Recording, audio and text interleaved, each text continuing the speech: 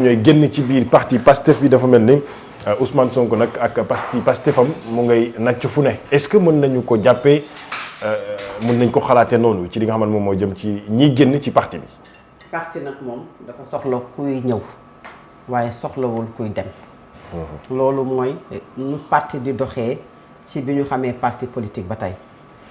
dañuy wax ne un parti a besoin d'addition et pas de soustraction. Pour le cas du parti Pastef dafa am lu bees ci politique bu Sénégal loo xam ne xëy na amul woon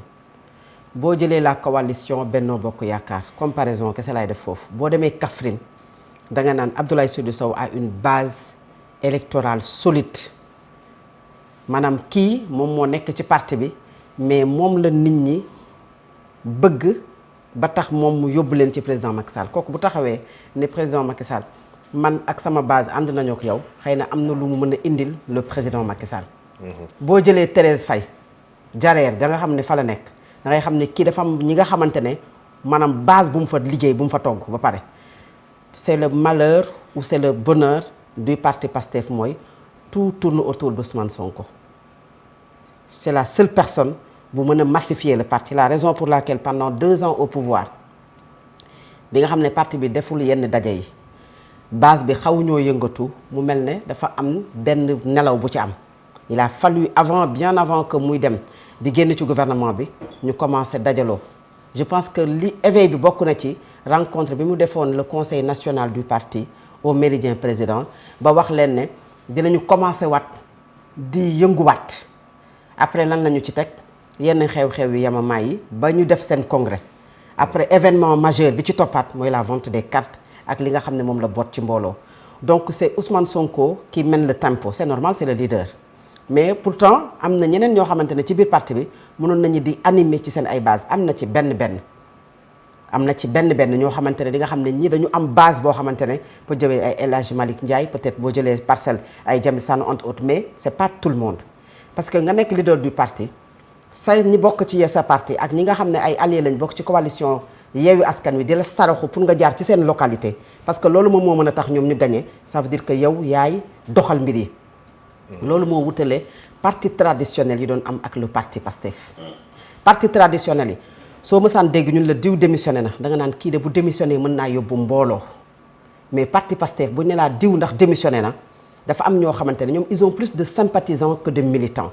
ñun Sénégal li ñu xamoon mooy un parti politique ay militants lay am. kii parti démocratique sénégalais dafa bëgg maanaam militant PDS la loolu lañ daan wax mais am na ci ñoo xamante ne amuñu sax carte récemment bi ñuy jaay carte yi la ñuy dem di door am pour la première fois carte am na ci ñoo xamante ne ñoom ay sympathisants kese lañu et c'est la personne d'Ousmane Sonko peut-être qui les intéresse am ci ñoo xamante ne idéologie bi muy doxalee ñii le projet ku ci nekk ak li nga xam ne moom la bëgg maintenant nag dans tout parti politique wax naa ko sànq et dama koy répété waat dañu benn nit ce n'est pas à minimiser mais xëy na ampleur gu mu mënoon am ak dayo bu mu mënoon am politique bi dafa weesu foofu présentement ñi nga dégg ñu démissionné yépp le directeur général de l'hôpital bi nga xamante ne waaw moom mi démissionné est-ce que moom gis nga ko ak benn base politique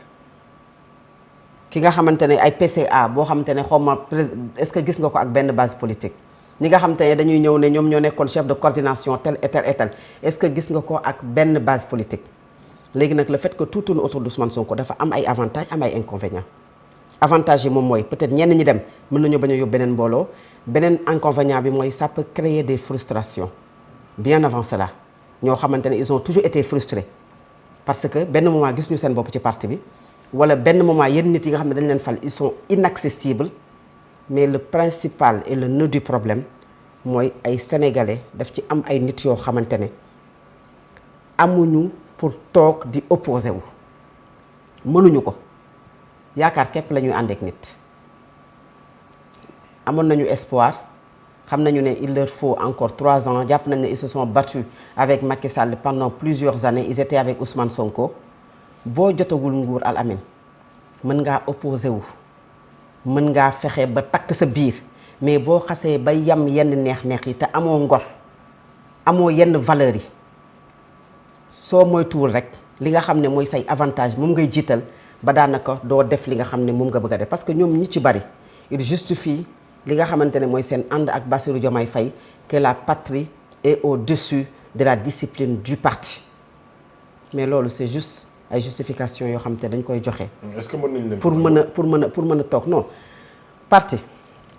conviction la. su fekkee da nga am conviction ndax yow nit nga toppoon wala projet bi nga toppoon su fekkee ne projet boobu nga toppoon le projet PASTEF Bassirou Diomaye Faye doxalu ko ki koy doxal présentement moom mooy Ousmane Sonko naam il n'est plus du gouvernement comme ni mu opposé woon ak Macky Sall noonu la continuer di opposé wu. donc su fekkee ne nit nga topp nag mën nga créer wax sa relation proximité ak Bassirou Diomaye Faye mën nga indi ay intérêt mais ñu ci bari ci ñoom si Ousmane Sonko était dans le gouvernement il n'allait jamais le lâcher parce que dañ ko bàyyi parce que xam nañu ne mënuñu continuer ak moom pour des avantages et des privilèges la plupart d'entre eux benn raison moo tax ñu def ko mooy seeni avantage ak seeni intérêt ak le décret et quand tu vois nee naa la fii il y a quelques semaines yenn nit yi di def seen ay posts Facebook pour réitérer leur soutien ci Bassirou Diomaye Faye c'est comme c'est une exigence boo xamante ne dañ leen ko wax faites ceci wala yëglu leen ah bu ngeen moytuwul su ngeen wanee affiché wu seen jege ak Ousmane Sonko xam ngeen du ci topp parce que li ñu gis moom mooy et les faits sont sacrés le commentaire est libre ñi nga xam ne ñoo gënoon jege Ousmane Sonko bokk nañ ci ñi nga xam ne ñoom lañ njëkk a tekk seen ay nombre temps ci seen ay postes directionnels aujourd'hui au fur et à mesure noonu la ñuy def et les démissions nit yàgg na démissionner et du occuper nii sax li nga xamante ne moom mooy média bi autant ñi démissionner dem fekk ji Ousmane Sonko comment ils font pour fësal loolu génnee même des lettres confidentielles leeral ko ñoom sorewuñu atte ak ñi nga xamante ne tey ay lan lañ jiite ay xomalan comité départemental ak ay kuy wak def say poste def say photo def ay coordination wak def say photo ça sert à quoi et cela occupe le débat moom laa la wax barki démb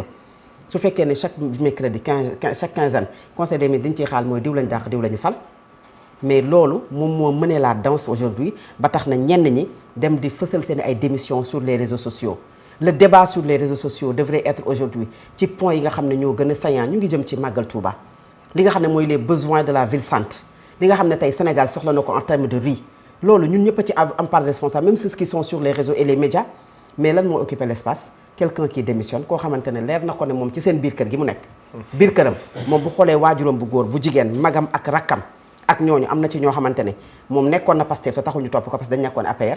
am na ci ñoo xam ne aujourd'hui moom bàyyi na leen dem Bassirou Diomaye Faye duñu ko topp parce que il reste avec Ousmane Sonko am na ci biir famille bi partout ñun ñi toog ñun ñëpp dans nos familles y a des Pastef am na ñoo xamante ne dañoo ànd ak ki nga xam ne mooy Bassirou Diomaye Faye am na ñoo xamante ne tey boo tuddee tey benn nit boo xamante ne dañ koy bëgg nit day bëgg nit sax parce que nee na taalibe diw la da ngay am mbokk moo xam da lay wax ne la man diw dama koo bëgg parce que taalibe diw la diw dama koo bëgg parce que nii lay doxalee est-ce que yow ci sa bopp tu peux influencer quelqu'un mais yow sa bopp kenn mënu la influencer ngay influencer keneen donc c'est juste des calculs politiques et sur ce même ceux qui aujourd'hui sont avec Ousmane Sonko am na ci ñoo xamante ne yaakaar képp lañ am ci moom ne 2029 day toog bis bu leen leeroon ñu géntu ko ci seen nopp ne 2029 du toog dañuy dem seen yoon mooy les antivaleurs yi nga xam ne moo am et cette transhumance aujourd'hui bi ñu bëgg a ériger